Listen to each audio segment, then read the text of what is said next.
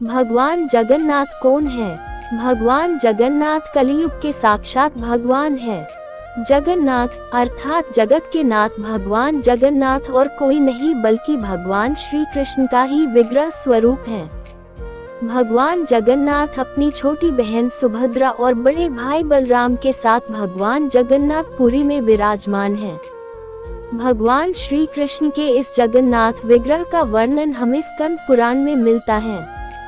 भगवान श्री कृष्ण हमेशा उनके ब्रज के भक्तों के याद में और ब्रजवासियों का चिंतन करते थे।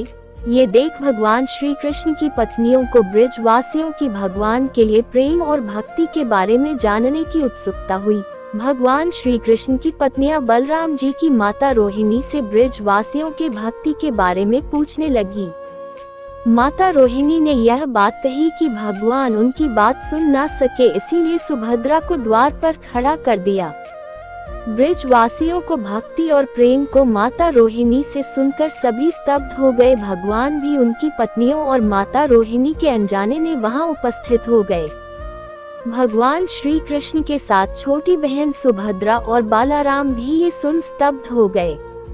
भगवान श्री कृष्ण इसी करुणामय स्तब्ध स्वरूप को जगन्नाथ कहते हैं। विश्वकर्मा जी द्वारा बनाई गई भगवान जगन्नाथ के विग्रह रूप की कथा। पुरातन काल में भारत के मध्य भाग में राजा इंद्रद्युम्न का राज्य था। राजा इंद्रद्युम्न भगवान विष्णु के अनन्य भक्त थे। वे पुण्यात्मा थे और हमेशा दान पुण्य यज्ञ आदि करते थे। राजा इंद्रद्युम्न के चर्चे संपूर्ण मध्य भारत में होते हैं। एक बार राजा इंद्रद्युम्न के मिलने एक ऋषि आए। ऋषि राजा से बोले कि ओडिशा में भगवान नीलमोहन का विग्रह रूप है, लेकिन ऋषि को ठीक तरह से नहीं पता था कि ओडिशा में नीलमोहन का विग्रह रूप कहाँ स्थित है। कुछ समय बाद राजा के स्वप्न में भगवान विष्णु आए और राजा से उनका एक मंदिर बनवाने को कहा। राजा को ये बात पता थी कि ओडिशा में कहीं भगवान नीलमोहन का विग्रह रूप पूजा जाता है। राजा ने नीलमोहन के विग्रह रूप को उस मंदिर में स्थित करने की इच्छा की और नीलमोहन को ढूंढने के लिए उनके गुप्तचर के साथ उनके राज्य के मुख्य पंडित के भाई को भेज दिए। वे भी पंडित थे। नीलमोहन जी को ढूंढने के लिए जब पंडित एक जंगल से गुजर रहा था, तभी पंडित के सामने एक बाघ आ गया। बाघ के पंडित पर हमला करने से पहले एक युवती ने उसे बचा लिया। ये युवती एक कबीले से थी। युवती के पिता कबीले के सरदार या मुखिया थे। युवती पंडित को अपने कबीले में ले आ गई और उसके पिता को पूर्ण घटना बताई। पंडित कबीले में ही रहने लगे। कुछ समय बाद पंडित और युवती के बीच में प्रेम हो गया और उनकी विवाह भी हो गया। पंडित को कुछ समय बाद ये पता चला कि जिस मूर्ति को वो ढूंढ रहे हैं वो मूर्ति कबीले के ही पास है, लेकिन जहाँ वह मूर्ति स्थापित है वह स्थान सिर्फ कबीले के सरदार को ही पता है। पंडित ने कबीले के सरदार से नीलमोहन के दर्शन करने की इच्छा जताई, लेकिन सरदार ने माना कर दिया। पंडित के बार बार विनती करने पर सरदार मान गए और उनके आंख पर पट्टी बांधकर पंडित को उस गुप्त स्थान पर ले गए। यह एक गुफा थी। वहां पहुंचकर पंडित ने विग्रह रूप के दर्शन किए, लेकिन पंडित ने वहां से निकलते समय मुट्ठी में सरासों के बीज भर लिए। सरदार ने उसके आंख पर पट्टी बांधी और उसे गुफा से वापस कबीले में ले आए, लेकिन पंडित ने जो सरसों के बीज मुट्ठी में दबा लिए थे तो पूरे रास्ते में एक एक बीज को जमीन पर छोड़ता हुआ आया। कुछ महीने बाद उन सरसों के बीजों से पौधे निकल आए। पंडित ने उस गुफा का पता लगा लिया और राजा को लेकर उस गुफा में गया, लेकिन विग्रह रूप वहां पर नहीं था। वे निराश होकर वापस लौट आए। कुछ समय बाद राजा के स्वप्न में फिर से भगवान विष्णु आए। भगवान विष्णु के राजा को समुद्र के तैरती हुई एक लकड़ी के को तराश कर मूर्ति बनाकर उसे मंदिर में स्थापित करने को कहा और साथ में ये भी कहा कि इस लकड़ी को केवल वह सरदार ही उठाकर ला सकता है। राजा अगले दिन अपने कुछ सैनिकों के साथ समुद्र के तट पर गए। उन्हें वह एक बड़ी सी लकड़ी समुद्र के किनारे तैरती हुई दिखी। सैनिकों ने इस लकड़ी को समुद्र से बाहर निकलने का प्रयास किया, लेकिन वे असफल रहे। राजा ने कबीले के सरदार को बुलाया और लकड़ी को लेकर राज्य में आ गए। राजा ने लकड़ी को से मूर्ति का निर्माण करने के लिए अपने राज्य के बेहतर से बेहतर कारीगर बुलवाए, लेकिन वे कारीगर कुछ नहीं कर पाए। थोड़ी देर बाद विश्वकर्मा एक बूढ़े व्यक्ति का वेश बनाकर आए और राजा को मूर्ति निर्माण करने का वचन दिया। कोई भी कारीगर मूर्ति नहीं बना पा रहा था। राजा के पास कोई पर्याय नहीं था, तो राजा ने उस बूढ़े व्यक्ति को लकड़ी से मूर्ति का निर्माण करने की आज्ञा दे दी।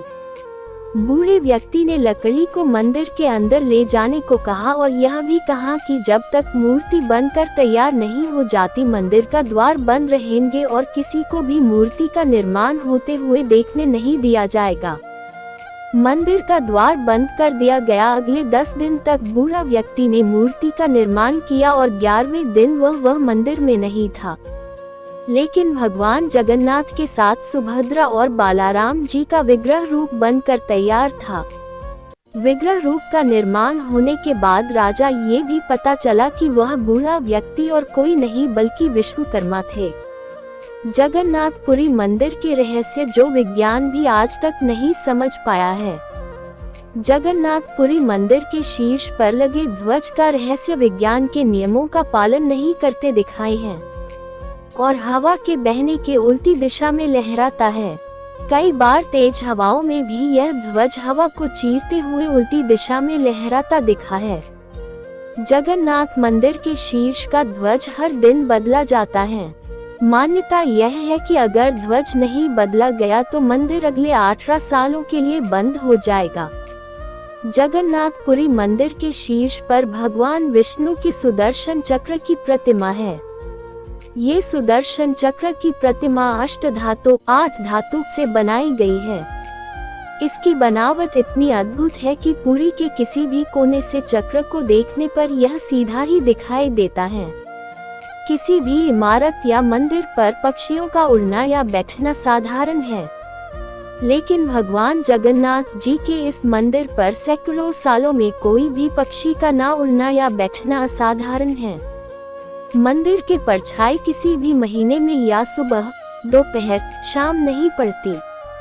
भगवान जगन्नाथ का यह मंदिर 4 लाख वर्ग फीट में फैला है। मुख्य मंदिर की ऊंचाई 214 फीट है, लेकिन अद्भुत बात यह है कि इस मुख्य मंदिर की परछाई कभी नहीं देखी गई है।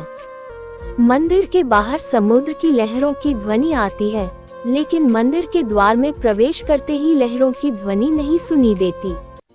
अक्सर समुद्र से हवा तट की तरफ बहती है और रात के समय समुद्र की तरफ बहती है, लेकिन पूरी शहर में इस नियम के विपरीत हवा तट से समुद्र की तरफ बहती है और रात के समय समुद्र से तट की तरफ बहती है। जगन्नाथपुरी मंदिर के परिसर में दुनिया की सबसे बड़ी रसोई है।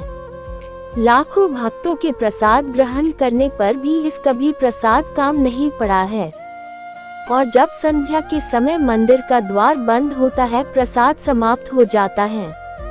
भगवान जगन्नाथ जी का ये प्रसाद प्राचीन काल से ही मिट्टी के बर्तनों में और लकड़ियों में बनाया जाता है। एक के ऊपर एक साथ मिट्टी के बर्तन रखकर प्रसाद तैयार होता है। प्रसाद सबसे ऊपर वाले बर्तन से नीचे के बर्तन में तक पकता हुआ आता है। नमस्ते दोस्तों, अगर आपको हमारी वीडियो पसंद आ रहा है तो चैनल को सब्सक्राइब करें और वीडियो को लाइक करें ताकि इस तरह की वीडियो का नोटिफिकेशन आपको सबसे पहले मिले।